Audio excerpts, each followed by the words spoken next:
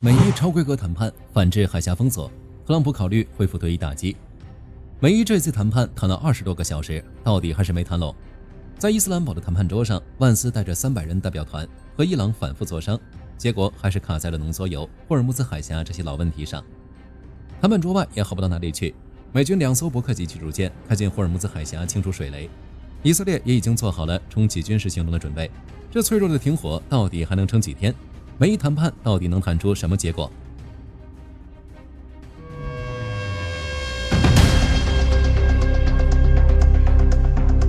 这次谈判的规格之高，规模之大，放在美伊近半个世纪的对抗史里，算得上前所未有了。美国这边由副总统万斯亲自带队，外加总统特使维特科夫和特朗普的女婿库什纳配合，整个代表团由五角大楼、国务院以及美国国家安全委员会专家组成，人数高达300人。伊朗方面则由议长卡利巴夫带头，加上外长阿拉格齐、央行行长赫马提等重量级人物，组成了一共71人的代表团。谈判地点设在伊斯兰堡的塞雷纳酒店。为了确保谈判顺利进行，巴基斯坦方面把整栋楼清空，周边安保也提高了最高等级。上一次美伊之间能到这种级别的面对面谈判，还得追溯到1979年之前，这也是2015年伊核协议之后双方头一回真正坐下来。巴基斯坦中间扮演了关键角色，不仅提供了足够安全的场地，还分别跟两边提前沟通，促成了从背对背到面对面的跨越。要知道，以前的谈判基本上就是派中间人来回传个话，根本算不上真正的直接对话。这次双方不仅实实在在地坐在了同一张谈判桌上，而且跟以往那种拖沓的模式也完全不一样。过去是谈一轮，各自回家汇报，磨蹭一段时间再接着谈。这一次，核问题、霍尔木兹海峡、解除制裁、战争赔偿等所有硬骨头全部摆上谈判桌，先分别跟巴基斯坦谈，然后坐下来面对面聊。先是主代表团谈，然后就是专家组接力，磋商一轮接一轮，中间只停几个小时喘口气。美方这边，特朗普虽然没有直接参与，但是全程遥控指挥。据《纽约时报》报道，谈判期间，万斯与特朗普进行了6到12次的通话，可见美方对这次谈判的重视。最后，时间战线被彻底拉长。据多家媒体报道，谈判从4月11日开始，一直进行到12日凌晨。美方表示，这次谈判一共持续了21个小时。伊朗方面也承认，这次谈判是过去1年以来耗时最长的一次，持续大约24到25个小时。然而20多个小时磨下来，结果还是没能谈成。原因也很简单，就是火力军之前提过的那几个核心矛盾，尤其是浓缩铀。据一名美国高级官员透露，伊朗在谈判桌上的态度可以概括为4个字：全盘拒绝。美方提出的要求基本还是以前特朗普说的那些，伊朗承诺不发展核武器，彻底切断对地区代理人的资金支持，全面无条件开放霍尔木兹海峡，且不得征收任何通行费。甚至在霍尔木兹海峡的问题上，美国也尝试退了一步。你不愿开放是吧？那要不这样，我们一起管理，从敌人变合作伙伴，既能保障航道安全，我们美伊也能借此改善关系。然而伊朗则是一副死脑筋走到底，非要自己主导霍尔木兹海峡，并且向过往船只征收过路费。至于其他要求，伊朗的态度也是和之前一样，管你这呢，我统统说不。期间，伊朗甚至还闹出一个笑话，谈判尚未结束，伊朗就迫不及待地放出口风，美国已经同意解除被冻结的伊朗海外资产了。美国官员迅速否认了这一说法，被啪啪打脸的伊朗也没敢再回应。可以看出来，伊朗已经急了，才会想着用这种手段来绑架美国答应自己的要求。诉求截然相反，再搭上伊朗不配合的打法，结果只能是无法达成任何协议。如果伊朗面对的是其他人，也许还有耐心跟他耗。然而坐在伊朗对面的是特朗普，这么久了，伊朗似乎还是高估了特朗普对他们的耐心。谈判未取得理想成果的消息传回华盛顿后，特朗普几乎是在第一时间就炸了。多位美国官员透露，特朗普正在考虑恢复对伊朗的有限军事打击。这还不算，最关键的是霍尔木兹海峡。据法新社4月13日报道，特朗普于12日下令，美国海军立即开始封锁霍尔木兹海峡，阻止任何船只进出。这条全球能源大动脉，尤其是那些向伊朗支付通行费的美国海军，要搜索这些船只，并对其进行拦截。封锁令下达后，特朗普在安德鲁斯联合基地对记者表态：“我不在乎伊朗回不回谈判桌，他们要是不回来，我也没问题。”这并非虚张声势，美国军方紧跟着发了声明，从4月13日上午10点开始，美国将对进出伊朗港口及沿海的所有船只进行封锁，非伊朗港口的船只仍依然拥有航行自由的权利。此前，伊朗靠着霍尔木兹海峡向过往船只收取高额通行费，封锁令一出，就意味着特朗普想要彻底掐断伊朗这条财路，切断其在战争期间的关键资金来源，加大对伊朗的经济压力。而这对美国来说是完全可行的，毕竟霍尔木兹海峡之外，美国的航母和舰船不是摆设。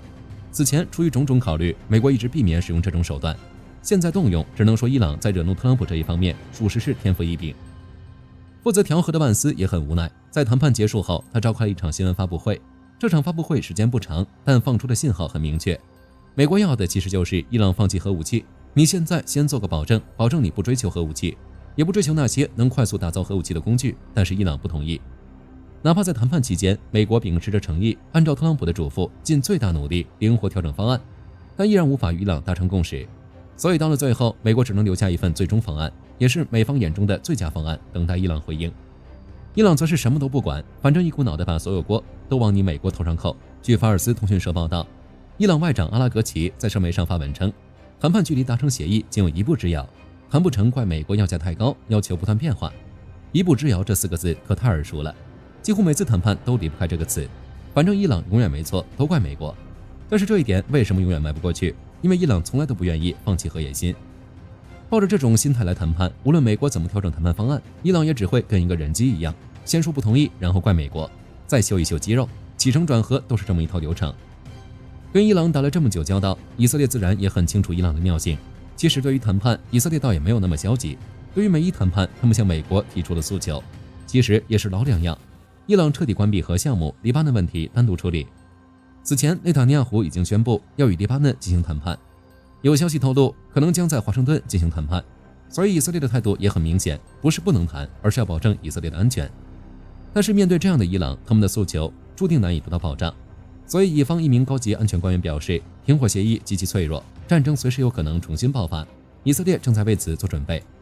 说到底，伊朗这一轮的表现可以用一句话来概括：又菜又爱玩，手里没几张牌，还非要摆出一副谁怕谁的架势。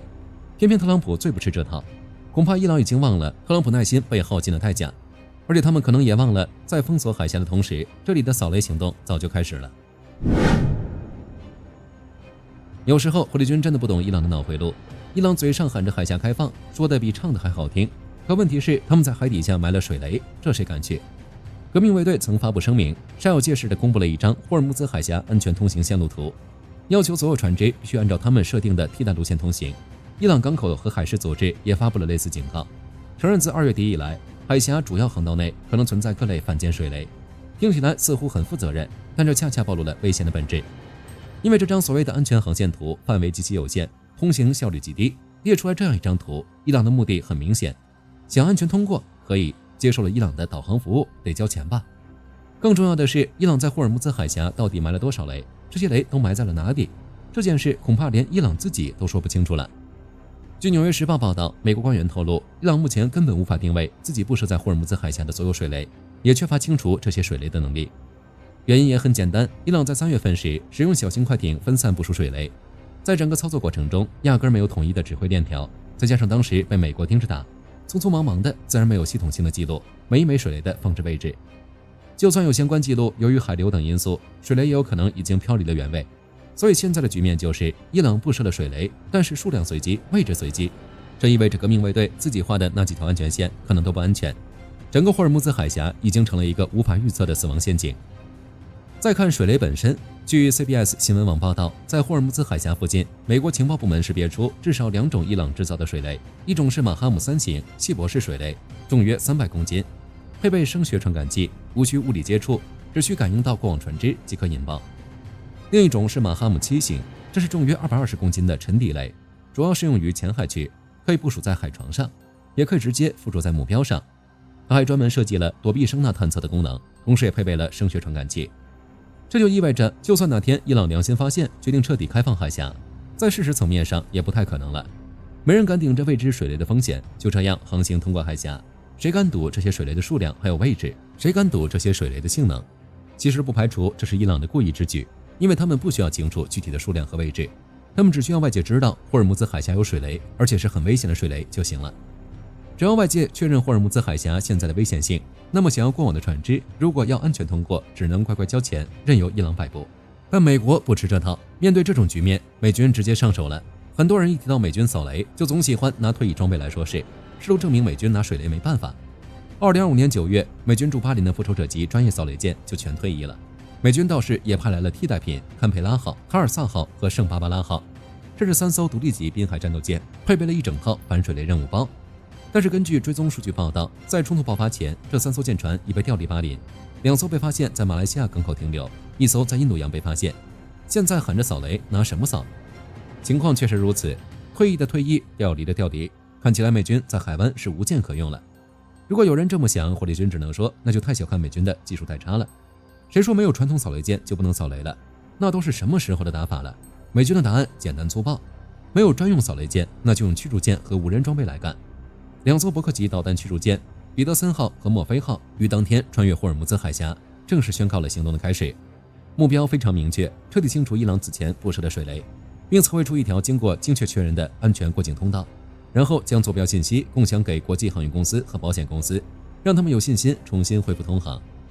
这2艘驱逐舰都是造价高达20亿美元的顶级战舰，这次穿越是自2月底伊朗战事爆发以来，美国军舰首次进入这一战略水域。对此，伊朗连续发布消息否认美舰通过海峡。然而，无论是否通过，美军的行动正在向全世界宣告，美国有足够的决心打开航道。只要驱逐舰进入该水域，其存在就可以对沿岸伊朗的军事力量构成直接威慑，为后续扫雷行动提供反攻支持，以免伊朗前来干扰行动。剩下的就主要交给成体系的无人作战系统。行动的第一步必然由 MH-60S 海鹰直升机执行，它搭载了 AN/AES-1 机载激光水雷探测系统。这种系统能在直升机高速飞行时向海面发射激光束，通过分析反射信号，瞬间识别出漂浮雷或栖留在水面附近的锚雷，这样就能在极短时间内扫描大片海域，快速划定已扫描安全区和高危险可疑区，为后续精细搜索指明方向。除此之外，它还搭载了 AN/AES-Q235 机载水雷综合系统，能在发现目标后投放一枚鱼雷形状的综合装置，远程引爆水雷。整个过程中，直升机不需要靠近水雷，操作员在几公里外就能完成发现和摧毁2大步骤。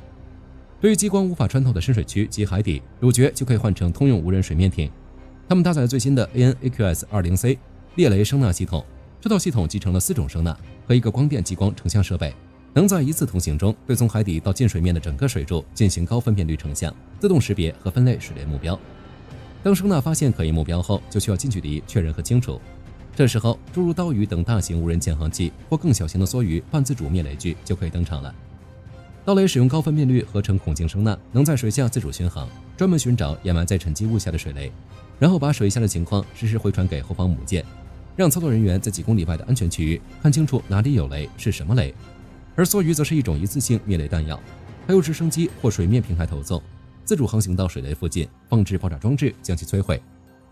中央司令部明确表示，未来将有更多美军力量加入清除行动，包括更多水下无人机。水雷最大的威胁是对舰船和人员的杀伤，但现在美军根本不进雷区，远远的操控无人机就把活干了，伊朗布再多水雷也是白费。更重要的是，美军不是独自在战斗。据福克斯新闻4月13日报道，特朗普在接受采访时亲口确认，美国正在把扫雷艇派向中东，英国和其他几个国家也在派扫雷艇。虽然伦敦方面还没正式确认，但英国议会早在3月底就承认，国防部正在频繁评估霍尔木兹海峡的水雷威胁，为可能的扫雷行动做准备。除了英国，海峡地区的阿拉伯盟友也站了出来。特朗普透露，多个海湾国家正在协助扫雷行动。事实上，沙特阿拉伯有3艘桑当级猎雷舰，阿联酋有2艘弗兰肯塔尔级扫雷舰，这些舰艇在技术上完全可以与美军协同作战。这就是伊朗最害怕的局面，他们以为自己面对的是扫雷舰不够用的美国海军，实际上他们面对的是一整个扫雷联盟。一旦扫雷完成，到时候的谈判局面就完全脱离伊朗掌控了。现在谈判尚未取得任何成果，然而停火有效期不会等人，到4月22日只剩下不到10天，这是双方极限施压的最后窗口。双方都没有明确表示4月22日之后会怎样，但有一条线索很清晰，伊朗承受不起立即重启战火的代价。他们嘴上喊着不惧封锁，手上却没有多少反制筹码，内部经济已濒临崩溃，社会承受力接近极限，继续强硬，政权可能因经济崩溃而垮台；全面妥协则意味着过去数十年的反美叙事和政权合法性根基的崩塌，唯一的底牌就是那点核材料。美国也不会愿意跟伊朗拖太久，所以最可能情况是停火大概率会延长，但谈不出什么实质性协议，谈判将陷入为谈而谈的僵局，而战场上的较量，无论是经济还是军事，将继续升级。美伊双方很可能陷入一种有限军事升级到断续谈判的循环。伊朗既无力在军事上正面击败美国，也无法承受长期全面封锁带来的经济毁灭。但其政权生存又极度依赖对外的强硬姿态和对内的抵抗经济叙事。这种矛盾将导致伊朗采取一种边缘策略，时而默许谈判延长，时而通过代理人发动低强度袭击，试图制造筹码并维持国内动员。然而，这种策略的影响正在迅速递减。美国及其盟友的耐心并非无限，尤其是特朗普对伊朗的耐心本来就不多。如果扫雷行动顺利推进，就证明美军有能力在避免大规模地面战的情况下，系统性剥夺伊朗的某些优势。届时，一旦德黑兰的挑衅越过红线，美国很可能发动新一轮更具毁灭性的精准打击。对伊朗而言，真正的困局在于时间并不站在他这边，每拖延一天，货币就多贬值1分，社会不满就多积累1层。这种高紧张僵局最终只会导向2个结局：要么伊朗在内部压力下被迫做出重大让步，要么在外部压力下政权发生根本性动摇。无论哪种，主动权牢牢掌握在美国手中。本期视频到这儿就结束了，各位觉得伊朗接下来会怎么做？欢迎在评论区留言，大家一起讨论。我是火力军，下期见。好的，各位观众朋友们，我们频道一直在聊真实的军事资讯和武器装备，后台也经常有朋友问，有没有值得推荐的入门级模型？今天就和大家分享一款近期接触到的产品。首先，它的外形还原度做得相当不错，比例准确，武器上的一些关键细节和标识也都有体现，材质也说得过去，拿在手上有不错的分量感。其次，它具备一定的可动性，对于理解基础操作原理有一定帮助，让它不仅是个静态摆件。综合它的做工和可玩性来看，价格确实比较亲民。对于想入门模型收藏，或者单纯想在桌上贴一个摆件的朋友来说，是一个性价比很高的选择。商品链接已经给你们上了，感兴趣的朋友可以自行了解。